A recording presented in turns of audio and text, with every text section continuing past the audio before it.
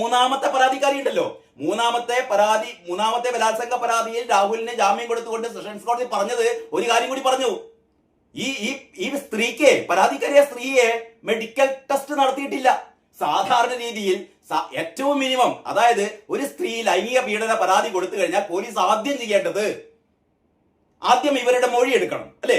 ഒരു സ്ത്രീ ഒരു പരാതി പറയാണ്, വിളിച്ചു പറയുകയോ ഇമെയിൽ അയക്കുകയോ എന്ത് പണ്ടാറുമണിയിലാവട്ടെ, പോലീസിന് ഇങ്ങനെ ഒരു പരാതി കിട്ടിക്കഴിഞ്ഞാൽ ആദ്യം പോലീസ് ഈ പരാതിക്കാരിയെ കാണണല്ലോ, ഇങ്ങനെ ഒരാള് ജീവിച്ചിരിപ്പുണ്ടെന്ന് അറിയണല്ലോ, എവിടുന്നോ വന്ന ഒരു പരാതി ആവരുതല്ലോ.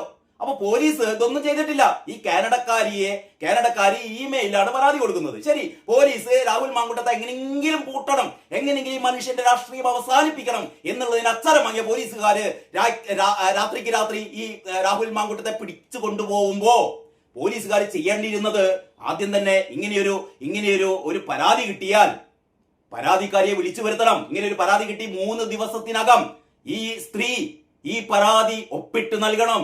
അത് ചെയ്തിട്ടില്ല. പരാതിക്കാരി വന്നിട്ടില്ല, പരാതിക്കാരിയുടെ മൊഴിയെടുത്തിട്ടില്ല, പരാതിക്കാരിയുടെ മെഡിക്കൽ പരിശോധന നടത്തിയിട്ടില്ല. പിന്നെ എങ്ങനെയാണപ്പാ ഇതൊരു ലൈംഗിക പീഡനമാണെന്നൊക്കെ നിങ്ങൾ പറയുക? എവിടെയോ കിടക്കുന്ന ഒരു പരാതിക്കാരി ഒരു മെയിൽ അയക്കുന്നു. ആ മെയിൽ കിട്ടിക്കഴിഞ്ഞ ഉടനെ പിണറായി പോലീസുകാർ തുടങ്ങി